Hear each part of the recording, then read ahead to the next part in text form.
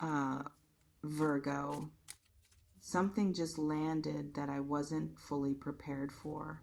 And I've been doing this long enough to know the difference between something that arrives gently and something that arrives with weight, with force, with the particular quality of a message that has been trying to get through for a while and has finally found the opening. This is the second kind. There's someone, a specific person, and what's coming through about them, about you and them, is something I'm sitting with carefully because I want to deliver it the way it deserves to be delivered. Not rushed, not flattened into something simpler than it is. Because what I'm feeling is not simple, it's layered. And the layers keep getting more specific the longer I sit with this energy. Wait, let me stay here for a moment. At first, what came through felt like connection energy, like two people drawn to each other, which is real and which is present. But the more I sit with it, the more I realize that's not the full picture. That's just the surface of what's here. Because underneath the connection energy, there's something else, something more structured, more intentional. Like what I'm feeling isn't just two people who care about each other, it's two people who are moving toward something specific, something that has a shape, a form, a name. And the name is marriage. I know how that lands. I know some of you just felt something move in your chest when I said that. Either a warm recognition or a protective discomfort or something that sits right between those two things. Whatever it was, stay with it because that response is information and this reading is going to help you understand what it's telling you. Let me sit with this person's energy for a moment because I want to understand them before I try to explain anything about where this is going. Okay, there's something interesting here. Something I wasn't expecting, actually. This person is not someone who thinks about marriage lightly. Let me be very clear about that from the beginning. This is not someone who throws that word around, who imagines futures with people as a habit, who romanticizes connection in a way that produces these kinds of visions easily or often. This is actually someone who has been quite guarded about that particular future, quite protective of the idea of it, quite careful about letting anyone close enough to even begin to inhabit the territory where that kind of vision becomes possible. And yet, the more I sit with their energy, the more I feel something that keeps surprising me. Because despite all of that guardedness, despite all of that protective distance around the idea of forever, something is happening in them when they think about you that doesn't happen when they think about anyone else. A kind of quiet, a kind of settling, like something that has been restless in them for a very long time finds a particular stillness when their mind goes to you. That's interesting. I want to stay here because that's not nothing. That's actually a very specific thing. Because people who are guarded about forever don't find stillness easily. They find more guardedness, more distance, more reasons why this particular person isn't quite right, or the timing isn't quite right, or something needs to change before they can really go there. But with you, the reasons aren't showing up the same way. Does that make sense? Have you noticed something about how this person is with you that feels different from how they are with everyone else? Not dramatically different, subtly different, in the small moments, in the quality of their attention, in the way they listen when you talk. Tell me in the comments because I feel this distinction so specifically right now. Okay, let me go deeper into what I'm actually seeing here because I've been circling around it and I think it's time to go directly into it. There's a vision, not a fantasy. There's a distinction and it matters. A fantasy is something you indulge when you're not being completely honest with yourself. Something comfortable and vague that doesn't require any real examination. A vision is something specific, something that arrives uninvited and stays. Something that keeps returning in the quiet moments, even when you try to redirect your attention elsewhere. This person has a vision of a life with you, and I want to be careful about how I describe it because I don't want to overstate it or understate it. What I feel is that it's still being discovered by them, like they're in the process of realizing it rather than having arrived at it already. Like each time they're with you or each time they think about you, something adds to it, fills in another detail, makes it more specific, more real, more impossible to dismiss as just a feeling. And that process of discovery is actually more significant than if they'd simply decided they wanted to marry you from day one, because this is organic. This is something that is growing from the actual reality of who you are rather than from an idea of who you might be. They're falling not into a projection but into you, the actual you.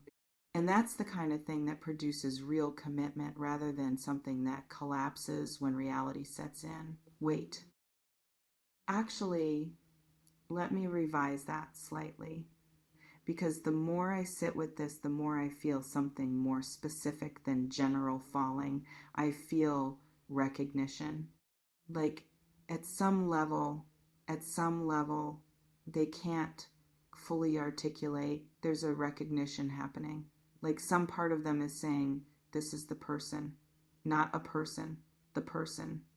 And that recognition keeps getting louder the more time passes, the more they know you, the more they see you navigate things, handle things, be yourself in the full, complicated, authentic way that people are when they're genuinely themselves and not performing. That's coming through very strongly now. Uh, Now, here's where this gets really interesting, and this is the part I want you to really hear. You don't know this yet. That's literally part of what came through. The not knowing. And I want to explore what that means rather than just stating it as a fact. Why don't you know? What is it about the current state of things between you that has this future existing without your full awareness of it? And the more I sit with that question, the more I feel a few different things emerging. The first thing is that this might be someone you know, but in a context that hasn't yet revealed the full dimension of what's possible between you. Someone who is present in your life, but perhaps in a form or a framing that hasn't opened into the territory where you'd naturally begin thinking about forever. Someone you interact with regularly, but through a lens that doesn't yet include this particular light. No, wait. Actually, I'm feeling something slightly different. Let me stay here because I don't want to go the wrong direction with this. There might be something between you right now that is unresolved, something that is keeping the full picture from being visible to you. A dynamic, a distance, a conversation that hasn't happened yet, something that exists as interference between where things are and where they're heading. And the future I'm describing, the marriage energy, the life together energy, is on the other side of that resolution, is what becomes possible once whatever is currently between you gets cleared. Yes, that feels more accurate. That's what keeps coming through.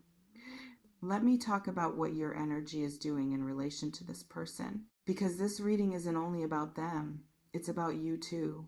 And there's something in your energy around this person that I feel is important to name. There's caution, not coldness, not disinterest, caution. The specific kind that comes from someone who has been disappointed before, who has wanted something and watched it not materialize in the way they hoped, who has built some protection around the part of themselves that wants forever because forever has felt dangerous to want openly. And that caution is doing something interesting. It's keeping you from fully seeing what's actually in front of you or who is actually in front of you. Because the protective layer that keeps you safe from disappointment is the same layer that keeps you from fully receiving what's being offered, from fully seeing what's already there, from fully allowing the possibility of this particular future to become real in your awareness before there's enough external evidence to justify the hope of it. I wasn't expecting to feel that so specifically, but it's there and it's real, and I think it matters because here's the thing: the future I'm describing doesn't require you to throw caution away entirely. Doesn't require you to make yourself vulnerable in a way that ignores everything you've learned, but it does require a small opening, a crack in the protection, just enough to let what's actually developing between you be seen by you clearly, to let yourself notice what's already there without immediately minimizing it into something your protective mind can manage safely. Does that resonate? Have you been managing your feelings around this person, keeping them at a certain controlled distance from yourself? Drop a comment because I feel that dynamic so clearly right now. There's another layer here that keeps coming through, and I need to address it because it won't let me move past it. The timing of this. Why now? Why is this reading finding you now? What is it about this specific moment that makes this the right time to understand what's developing? And what I feel when I sit with that question is that something is approaching a threshold between you and this person. A natural threshold that has been building toward, without either of you necessarily tracking it consciously, a point where what has been developing in the background, in the small interactions, in the accumulation of moments and conversations and instances of just being together in ordinary circumstances, reaches a critical mass. Like something has been filling up, drop by drop, slowly, quietly, consistently, and it's almost full. And when it reaches full, something tips. Something that has been potential becomes actual. Something that has been moving toward form arrives at it. And the form it arrives at is not abstract, it's concrete. It's the conversation that changes the context of everything.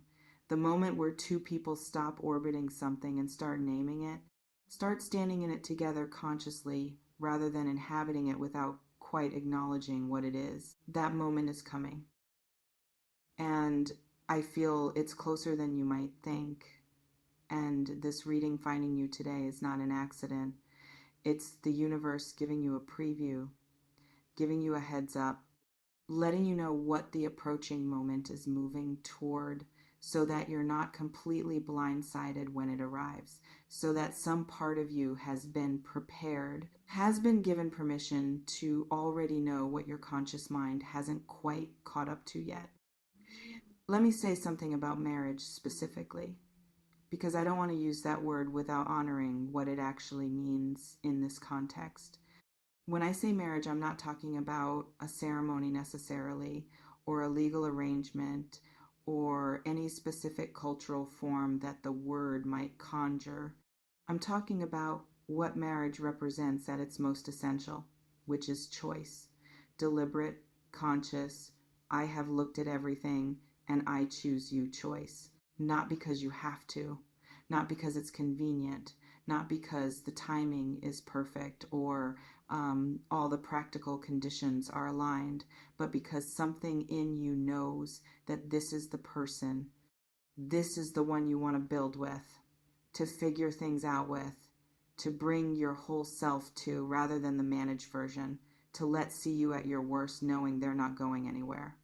To stand next to in the ordinary Tuesday mornings that make up the actual texture of a shared life. That's what's developing between you and this person. Not quickly, not in a way that bypasses the real knowing that comes from actually experiencing each other through time and difficulty in the ordinary and the extraordinary, but steadily, organically, in the way that real things develop when they're real and not performed, And the destination of that development is exactly what I said at the beginning. I just need to be careful here because there's something else underneath this. Something I feel I haven't fully named yet. Give me a second. Okay. What keeps coming through is this.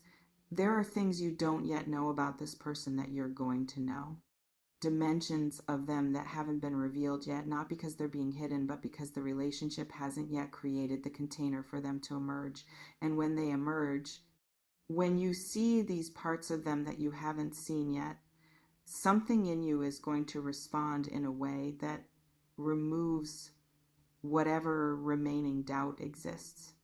That makes the future I'm describing feel not just possible, but inevitable, obvious. Like, of course. Like, how was I not certain of this already? That's the moment I feel coming. The of course moment. The moment of full recognition where everything that has been developing clicks into its final form. And you're not far from it. You're actually quite close. I want to talk about what this person is going to bring to your life because I feel it very specifically, and I think you need to hear it before you can fully understand why this particular future makes sense. Why this particular person, they're going to bring you peace, real peace, not the peace of nothing happening, the peace of finally feeling like the ground beneath you is solid, like the person you're with is actually there, not performing being there, actually there. In the way that some people simply are present when they're present, and you feel it in your body as a kind of settling that doesn't require any explanation. That settling, I feel you've been looking for it for a long time, maybe without fully naming it as what you're looking for, maybe framing the search in other terms. But underneath everything, this is what you've been wanting. To feel settled, to feel like the love in your life is not something you have to manage or maintain or monitor for signs of it changing. To be able to exhale completely in someone's presence. This person gives you that, or they will. The capacity is there, the intention is there, the particular quality of steadiness that produces that settling in you, it's in them. It's already in them. And as the relationship develops into the form I'm describing, it's going to become more and more the primary texture of what you share. And you're going to bring them something too, something equally specific and equally necessary. You're going to bring them the experience of being fully known, really known, in the way that Virgo love knows people, with that particular attention to detail, that genuine interest in the full complicated reality of who someone is, that refusal to settle for the surface version when the real version is so much more interesting. This person has probably never been known quite that way, and being known that way by you is going to open something in them that has been waiting to be opened. You need each other. In the specific complementary, this is why these two people found each other way, that real partnerships work, not because either of you is incomplete alone, but because together you access something neither of you reaches alone, a version of yourselves that is more fully realized, more honest, more capable of the kind of love that actually sustains rather than just feels good. That's what's coming.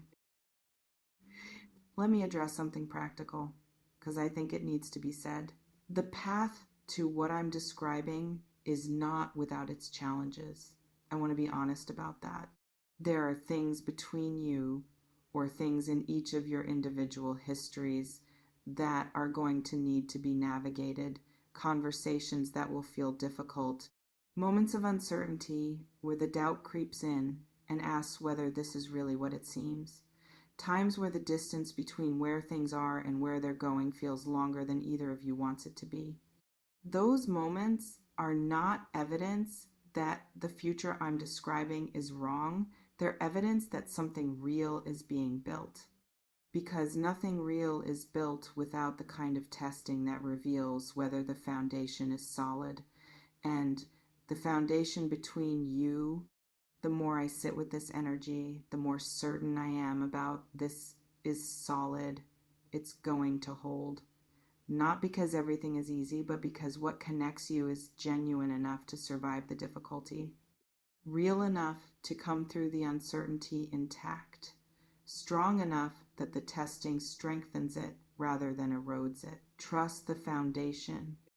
When the doubt comes, and it will come because it always does with things this significant, come back to the foundation, to what's actually real between you, to the evidence that accumulates in the small moments, to the way you feel when you're genuinely in each other's presence without any performance or agenda, to the specific quality of what exists between you that you can't find anywhere else. That foundation is real. And it's what everything I've been describing is being built on. I want to leave you with something because I feel like there's a final message here that I haven't quite said yet, and I've been feeling it building throughout this entire reading. You don't know this yet. That was the beginning of what came through. And I've been sitting with that phrase throughout this reading, and I think I finally understand what it's really saying. It's not just that you don't know about the marriage, it's that you don't yet know what this person is going to mean to you, how deeply they're going to matter, how much the version of yourself that exists in relationship with them is going to surprise you, how the life you build together is going to exceed what you currently believe is available to you in love, because you've been calibrated down, whether you're aware of it or not. The experiences you've had have produced a kind of unconscious ceiling on what you allow yourself to expect from love, what you believe is realistically possible, what you've permitted yourself to hope for. And that calibration is about to be corrected, not slowly, not gradually, but through the direct experience of something that refuses to fit inside the reduced version of what you've been expecting. This person doesn't fit in the reduced version. What you're going to build with them doesn't fit in the reduced version. The love that's available here doesn't fit in the reduced version. And the moment you realize that, the moment you feel the ceiling of what you expected being exceeded by the reality of what's actually here, is the moment everything I've been describing today becomes visible to you, undeniable, obviously true in the way that only lived experience can make something obviously true. That moment is coming. You don't know it yet, but you're going to know it soon. And when you do, when it clicks into place, when you look at this person and feel the full weight of what they are to you and what you're building together and where it's heading, remember this reading. Remember that it was always going where it was going, that the destination was always marriage, always a life together, always the specific, beautiful, ordinary, extraordinary, forever of two people who found each other and recognized each other and chose each other. That's what's coming for you. All of it. And you deserve every single part of it.